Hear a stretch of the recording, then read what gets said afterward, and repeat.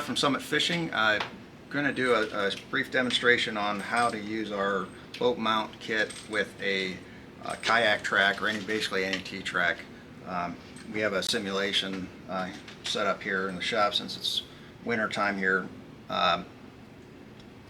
We have a T-track, 2 1/4-20 T-bolts, and we'll attach the plate to those T-bolts, use a couple of knobs. We sell the T-bolts and knobs in our store. You can basically use any standard T-bolt and knob. To attach the pole, we have our 2 collars, one on top of the boat mount and one on the bottom, and we'll just attach the ram arm to the plate